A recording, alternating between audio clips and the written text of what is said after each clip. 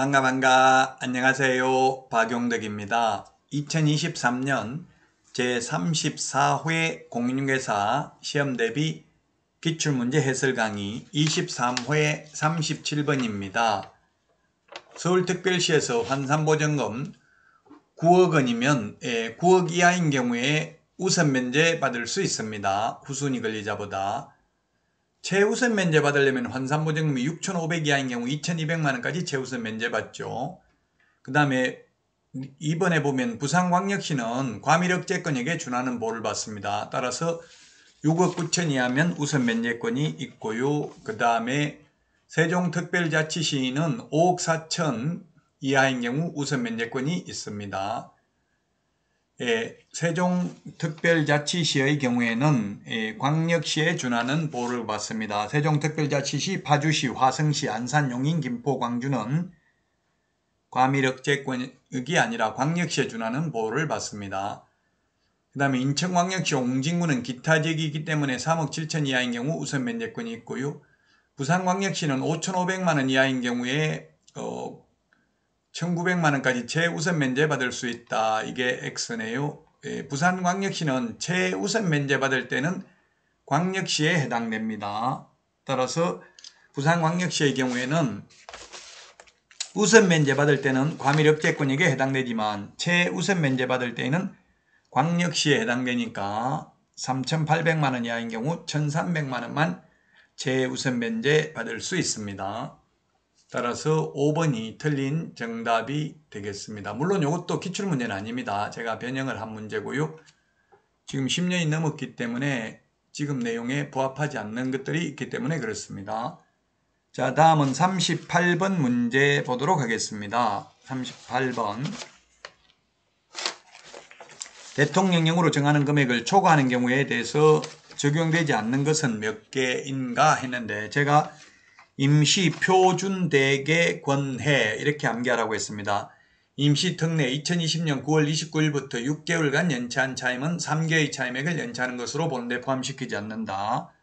그 다음에 표준계약서, 상가 건물 임대차 표준계약서, 표준권리금 계약서, 사용권장, 대항력, 계약갱신요구권, 권리금 회수기회 보장 요거는 환산보전금이 서울에서 9억을 초과하는 경우에도 적용됩니다. 그러면 9억 초과하면 적용되지 않는 것이라고 했으니까 적용되지 않는 게 뭐가 있을까요?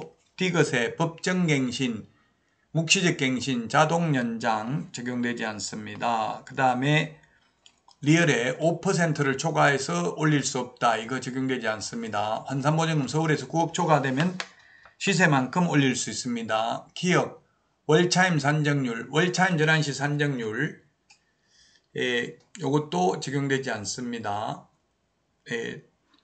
예를 들면 기준금리 곱하기 4.5배나 또는 일할 2푼 중에서 낮은 금액을 초과할 수 없다는데 9억 초과하면 이거 적용되지 않습니다. 이거 외에도 9억 초과하면 최단기 존속기간 적용되지 않고요.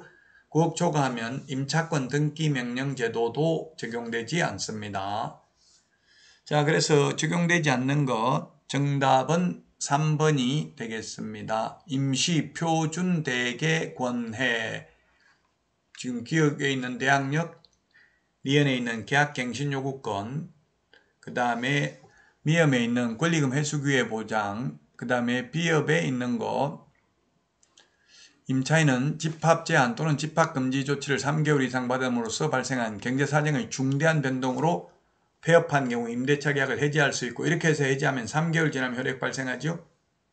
요건 9억 초과더라도 적용됩니다. 시옷 3개의 차임액을 연체하면 해지할 수 있는 것 9억 초과에도 적용됩니다. 서울에서.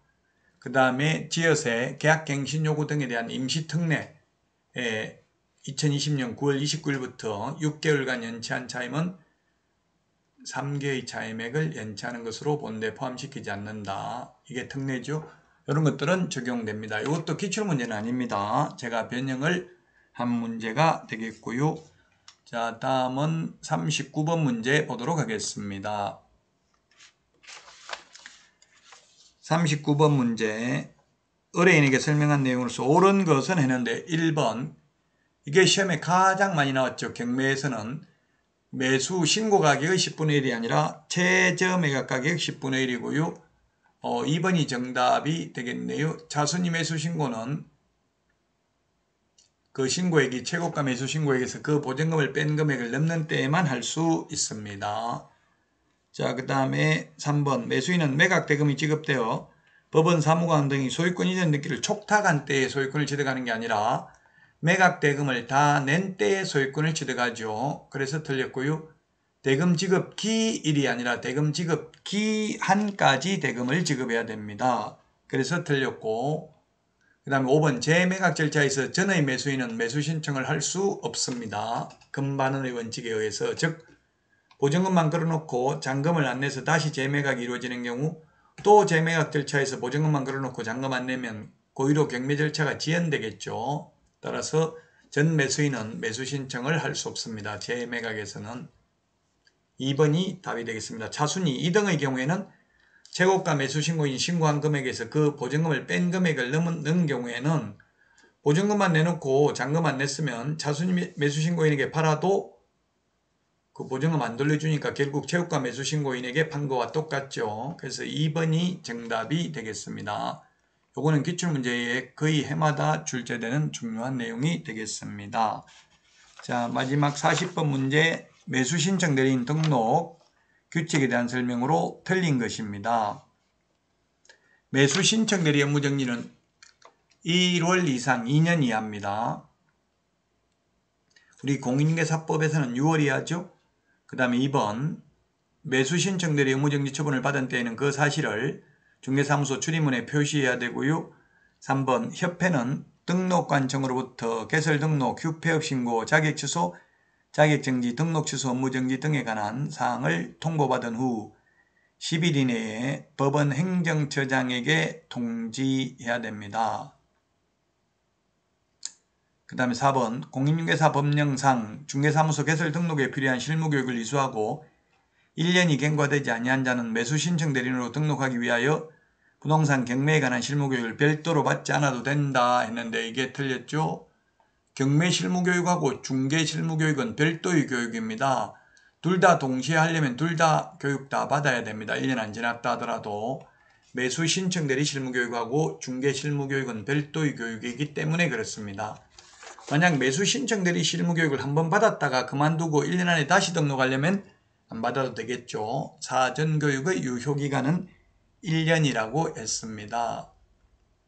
자, 그 다음에 5번 보수 지급 시기는 약정에 따르고 약정이 없을 때에는 매각 대금 지급 기한일입니다. 중개보수는 거래 대금 지급이 완료된 날이 되겠습니다.